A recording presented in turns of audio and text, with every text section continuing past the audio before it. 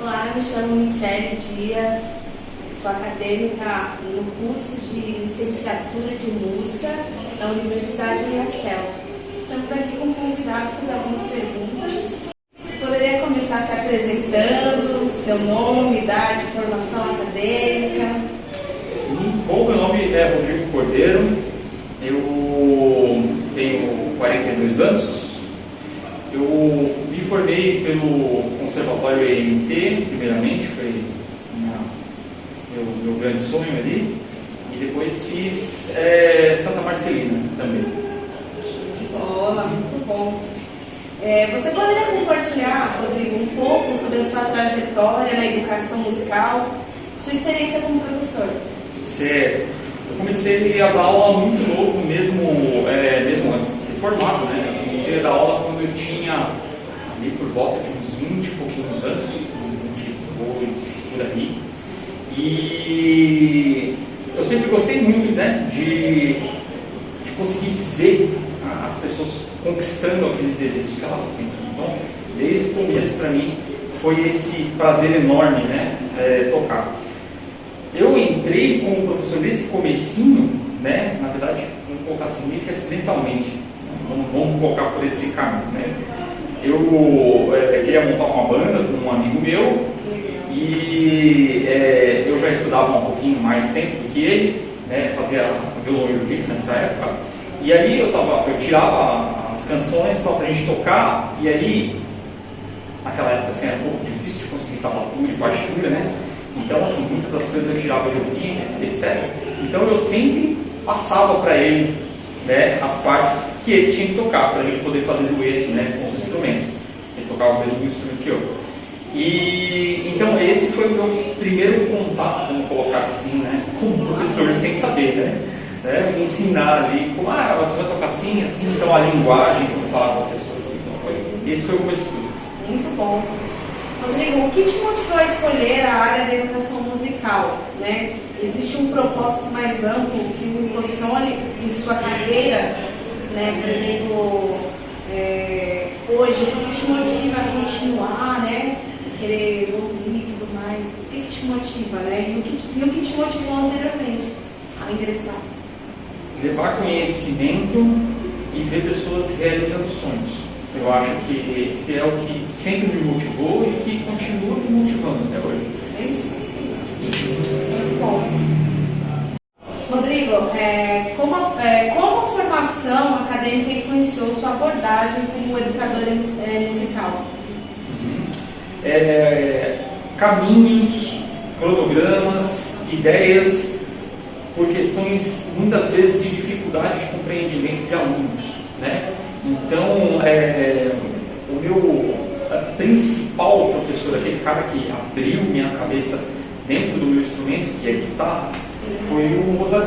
Então, a maneira como o Mozart entrega o conhecimento é sensacional para mim, sempre foi.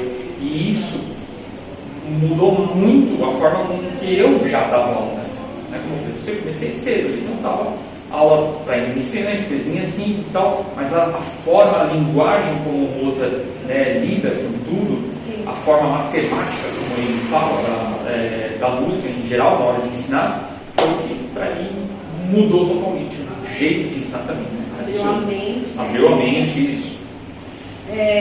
Legal, Rodrigo. Quais foram os momentos mais significativos ou desafiantes atuando como professor de música? Eu tenho uma lembrança, são muitos, né? Como a gente diz, né? Cada dia a gente passa uma coisa, né, legal, e acho que é isso que faz a gente estar ali sempre ensinando. Mas teve um aluno em especial que lembro com muito carinho mesmo, que foi um momento desafiador, porque eu também estava começando a dar aula em escola nessa época, ainda, né? Começando a dar aula em escola. E inclusive foi aqui, né, na IMCL mesmo. E esse aluno, ele era deficiente visual. E deficiente visual desde o nascimento. Não foi alguém que perdeu a visão, foi alguém que nunca enxergou, alguém que não sabia o que era uma cor azul. teve que trabalhar todo o seu lúdico, né?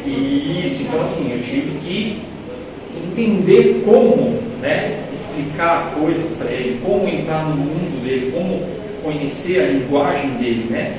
E, ele aprendeu a tocar e descobrimos depois de algum tempo de estudo, né? Sim. Que ele tinha um ouvido absoluto. Incrível! Impressionante. Então, assim, ao mesmo tempo foi desafiador, quando chegou nesse ponto, né, em que ele já sabia bastante coisa e tal, foi uma dádiva saber que ele tinha esse poder, né, esse ouvido absoluto incrível. Então, ele ouvia de longe, opa, dó maior, sétima maior, opa, sabia rapidinho. Foi um marco, né? Foi significante também, foi a sua dificuldade, né? Sim. Como você busca continuamente o desenvolvimento pessoal e profissional? E você participa de cursos, workshops, programas de aprimoramento? Então, primeiro de tudo, a música, não só no meu instrumento, né, como no instrumento de todo mundo, é uma arte extremamente variável, né? Então ela sempre é variável e imutável, né? Ela sempre está mudando, sempre está se transformando em várias coisas diferentes, com influências e tudo mais, desde técnicas que são criadas, inventadas ou aprimoradas, né? Até estilos musicais que surgem e aparecem. Então esse é o primeiro foco que eu tenho, em saber o que está acontecendo. Tentar ler e entender sem preconceito, né, que acho que esse é o principal problema, né, da maior parte dos músicos, sem preconceito, entender qual que é a visão da década que está acontecendo naquele momento, né? Certo? O que está sendo legal, o que é tecnicamente diferente, o que foi influenciado, o que evoluiu, né? Então é o tipo de coisa que eu gosto bastante de estudar, né, de ir atrás, né, para conhecer. Dentro do que já existe, obviamente, né, eu sou novo, ainda tenho metade do conhecimento que poderia ter, né, se eu fosse um Beethoven ou um Mozart, né, nessa época o estudo era diferente. Então, assim, eu tento me aprimorar indo atrás de algumas coisas que me dão gosto, muito disso. É o primeiro ponto, que eu acho que essa é a grande chave da arte, né? Desde que você gosta de música, você começar por aqueles pontos em que você gosta, que te dá prazer de estudo, que aí uma coisa puxa a outra quando você vê que você estudou um monte de matéria. Tem muito a ver com o repertório, então. Repertório, sim, obviamente. Tá. Como você realiza o planejamento das suas aulas? Existe uma abordagem específica para entender a necessidade individual de cada aluno? Então, primeiro, antes de mais nada, tem uma fórmula que eu, dentro do meu jeito de ensinar, do curso, vou colocar assim, que eu tenho o planejamento geral do que precisa ser ensinado, né? Que é assim, quando a gente fala conceitos básicos, mas o básico vai até muito longe, né? Então, desde o beabá até a harmonia funcional lá na frente, né? Então, a gente tem toda uma sequência que precisa ser abordada, certo? Esse é o primeiro passo. Eu sei que eu tenho separadinho esse cronograma, né, escrito, e eu preciso passar por ele. Certo. A forma como eu passo por ele é o que muda, conforme o estilo e o jeito de captação do aluno, né? Então, assim, se o aluno é um aluno que passou por diversos problemas, ele quer a música ali e tal, só para dar uma chata, uma distraída na cabeça, eu posso chegar para ele falando um monte de problema matemático. O cara vai pirar e vai sair correndo, ele não vai querer. Eu vou fazer o inverso. Ao invés de levar conhecimento, eu vou afastar ele do conhecimento. Eu vou fazer com que ele, não, música não é para mim não. É assim que a galera pensa. E se eu chegar por ele por um caminho confortável, né, e ir conquistando aos poucos a ideia dele, eu consigo fazer ele aprender a mesma coisa sorrindo. E é essa a minha maneira. Então, sim, eu preciso travar ali e planejar a aula conforme o estilo do aluno. Então, dá um pouquinho de trabalho ali, dependendo do tipo do aluno, né? Mas a gente vai conquistando e depois de um tempo a gente já tem meio que alguns caminhos predestinados já, né? E automaticamente ele vai ter que percorrer esse caminho, sim, né? E a diferença é como ele vai percorrer, porque daí ele vai percorrer com vontade. Com vontade, legal. Ok, Rodrigo, quais recursos didáticos você utiliza em suas aulas? Neste caso, a tecnologia também é incorporada para enriquecer o processo de ensino? Sim. Hoje em dia, atualmente, vamos colocar assim, mundo pós-pandemia, né? Mundo pós-lockdown, né? Eu me concentrei bastante na parte de aulas online. Então, assim, eu, como professor mesmo, tenho meu foco em aulas online. E isso me ajudou muito, muito, muito, muito também a desenvolver cada vez mais materiais, né, para auxiliar o estudo, às vezes ali durante a semana. Então pensa assim, você passa uma matéria para um aluno ali na terça-feira, a aula da próxima terça-feira. Durante toda essa semana, ele vai ter amigo chamando ele vai, não é só como era nos anos 90, não é só um videogame que você está competindo, né? Vai ter amigo, vai ter TikTok, vai ter Instagram, vai ter Facebook, vai ter um monte de coisa. Então você precisa dar um jeito de fazer o quê? Eu preciso fazer com que a matéria que ele está estudando esteja no celular dele, inclusive. Porque aí quando ele estiver mexendo lá no Instagram ou alguma coisa, ele fala, peraí, o meu vídeo está aqui, peraí, deixa eu dar uma olhada. E às vezes aquela olhadinha no vídeo pode dar uma abertura para ele já. E, mais uma vez, dá vontade dele estudar. A vontade de estudar. A vontade é o importante. Então, além de PDFs, né, que eu uso bastante, PDFs, vídeos, né, de diversas coisas. Como eu falei quando eu dou aula online, né, eu uso um programa que se chama OBS, que é uma boa parte que eu uso, né? E nesse programa, sempre ali no final da aula, ali, eu acabo repassando a lição, ali, coisa de 2, 3 minutinhos, passando a liçãozinha ali que ele vai estudar da semana, já deixando gravado ali. Daí, quando não tem nenhuma música, não tem problema de direito autoral, né, eu só exercício. Eu subo para o YouTube e já passo o link para ele, ó, tá aí, ó. Dá para você ver no seu celular, né? Agora aqui na escola, aí já é um pouquinho diferente, né? Aqui na escola eu dou aula mais de teoria, né? E faço a coordenação com os professores, né? Sim. Então, aqui a gente, vamos colocar assim, utiliza as tecnologias mais antiguinhas mesmo, né? Então, da folhinha de aluno e coisas assim. Às vezes a gente passa alguma coisa ou outra fora isso, como link mesmo, né? De estudo que a gente já tem gravado. Mas em grande maioria é isso. Legal. Como você lida com as diversidades de habilidades e interesses dos alunos? Existem estratégias específicas para atender a diferentes perfis? Você meio que disse isso anteriormente, mas se quiser citar mais alguma coisa? Sim. Então, essa parte é o principal de você, primeiro, quando você dá aula para alguém, você está passando o conhecimento, você precisa ter uma amizade ali, você precisa conquistar a pessoa, ela precisa ter confiança em você, né? Ela já vai ter uma pré-confiança pela sua postura, é o professor, ele sabe o que está falando, mas mesmo assim, no dia a dia, etc., para ela continuar tendo essa confiança e tal, você precisa, né, demonstrar que você pode ouvir ela pode falar com você, que você está ali passando as coisas, mas está aberto para perguntas, para questionamentos, né? Todos os professores, todos os mestres sabem muito bem o que é isso. Você tem que estar aberto para um questionamento. Como não pode discordar se você deu uma opinião no meio da sua explicação, né? E isso vai fazer com que ele crie confiança em você. Por que eu falei isso? Tendo a confiança, você consegue, né, ir em locais que você não poderia se não tivesse, né? E o aluno passa a te ouvir melhor, ele passa a te entender melhor e, como eu falei, passa a confiança. A construção de um vínculo, né? A construção de um vínculo. Bom, e tá ok, Rodrigo. Como você equilibra o tempo entre o planejamento das suas aulas, o trabalho, estudos e vida pessoal? Essa é a parte mais difícil. Imagina. É a parte mais difícil, porque eu também tenho bandas, né? Também toco na noite. Eu acho que todo músico, mesmo sendo professor, ele, né, tem esse destino de estar no palco, né? Exatamente. O palco é um prazer da gente. É hora da gente, teoricamente, liberar, né, a cabeça, ficar com a mente livre. Mas é tudo muito corrido, principalmente no final do ano, é realmente tudo muito corrido. E eu tenho os meus dias específicos para fazer determinados assuntos, né? Por exemplo, dias que eu dou mais aula, eu dou aula intensamente, por exemplo, terça e sexta são os dias que eu dou aula desde a hora que eu acordo até a noite e eu não mexo com mais nada. Para mim, aquele dia está focado para isso.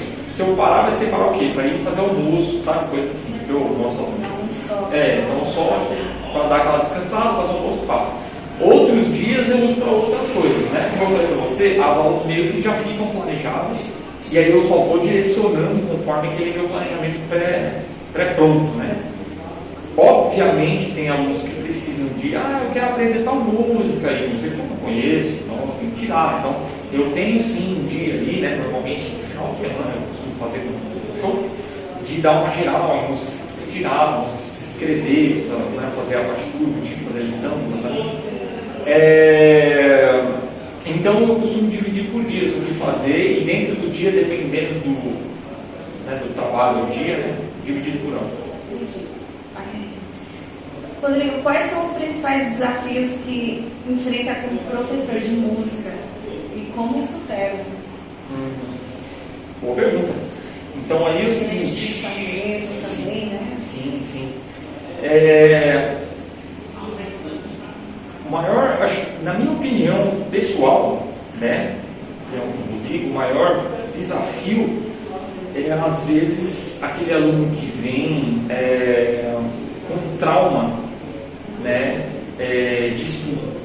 Então se o cara fez uma aula que de repente não foi elaborada exatamente com o estilo que ele queria, com o estilo dele, então ele já vem traumatizado. Então ele já vem, eu vou lá porque meu pai pediu para eu fazer aula, eu vou fazer. Minha esposa pediu para eu fazer aula, eu vou fazer. Eu aprendi, mas eu não sou para isso. O cara já chega com toda essa negatividade. Né? Carga pesada. Isso.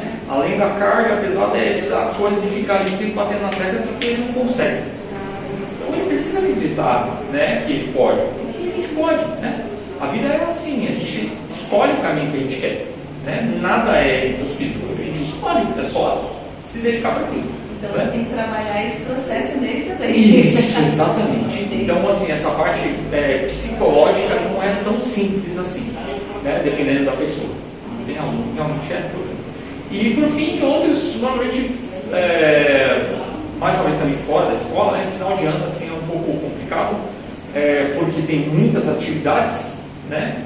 E às vezes acontece também, né, como é final de ano, o pessoal vai viajar, fica tempos longe, depois volta, mas quero continuar onde eu estava, mas aí o aluno nem olhou para o instrumento, sabe? Então tem isso, tem que voltar, eu não tenho problema nenhum voltar, né? Só que assim, o aluno precisa aceitar que ele tem que voltar.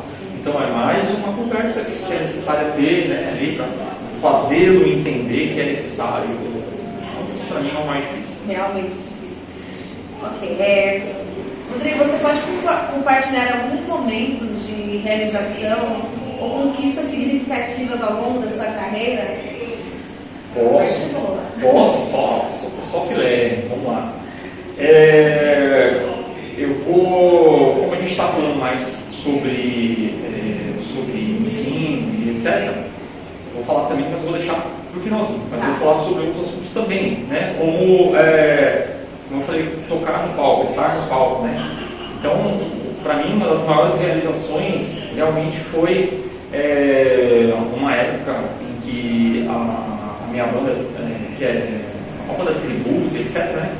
A gente participou de programas de televisão, tipo Faustão, coisas assim, e no SBT também, e por conta de tudo isso a gente viajou o país inteiro, assim. Então, assim, a música tem me trazido isso, conhecer o país todo, cada lugar, tipo Amazonas, Acre, eu imaginei que eu ia pro Acre, coisas assim. De outros países. E tal. Então, isso para mim foi sensacional, foi um dos pontos incríveis, assim. Em segundo, ter lançado 2 álbuns de música própria, né, música autoral, que foi um sonho desde quando eu comecei a aprender a tocar. A minha visão era essa: um dia eu vou ter uma banda, um dia eu vou conquistar, eu vou compor músicas, e vai ter gente cantando minhas músicas. E ter feito esses álbuns, por mais que não tenham sido famosos nem nada, E ele ter conseguido tocar em locais, assim, bares, etc., com público cantando músicas, público que eu nunca vi na vida, cantar músicas que eu compus. Então, assim, isso para mim foi o ápice, né, dentro desse quesito. Então, tenho muita felicidade nisso. Na questão, como professor, ter alunos que chegaram muito longe, né, é uma das felicidades mais magníficas que um professor pode ter, né? Eu tenho um aluno meu que começou comigo do zero, assim, que não sabia nada. Isso, lá no começo dos anos 2000, faz bastante tempo. E hoje ele é regente de uma orquestra lá em Portugal. Eita! Então, assim, e na época ele estava tocando por diversão. Era isso, exatamente. E aí ele fez aula comigo durante muitos anos. Eu ajudei ele a começar a dar aula para iniciantes, quando ele já estava bem avançado, já tinha feito muitos anos de aula. E aí, a partir dali, ele falou: meu, eu quero isso para a minha vida. Então, eu fico muito feliz, né, de ter tido essa realização, né, de ter feito alguém seguir na música. Muito bom, obrigada, Rodrigo. Imagina. E que conselho, Rodrigo, você daria aos profissionais que estão iniciando, né, a sua carreira na educação musical? Certo. Para quem está começando, tem muita calma. Calma é o foco, calma é o principal. Isso, quando você está passando, né, conhecimento para um aluno, aquele aluno não tem o conhecimento que você tem, então ele não vai entender o que você está falando da forma que você acha que vai, assim, de uma hora para outra. Então tem que ter muita calma. Se ele não entendeu, busque outros caminhos para falar, né? Use exemplos do cotidiano, né? Não deixe o aluno nervoso, não deixe o aluno tenso, deixe o aluno calmo, faça dar risada, entendeu? Torne aquela aula leve, gostosa, para que ele se lembre de você. Então, ele fez aquela aula, fez aquela explicação e fez sentido mais ou menos. Se foi um negócio que para ele deu raiva, ele não vai querer esquecer. Se foi um negócio para ele foi prazeroso, quando ele chegar em casa, ele vai ficar pensando: nossa, aquela aula, o professor falou isso. Faz sentido! Vai acontecer esses estados. Então é muito importante ter essa calma com os alunos, né? E ser amigo, conversar. Ser professor é estudar o ser humano também, não tem conversa. Não tem uma fórmula pronta, né? Não, tem que estudar a pessoa, não tem jeito. Bom, professora, eu agradeço por você ter concedido essa entrevista, por compartilhar suas experiências, seus insights, tá bom?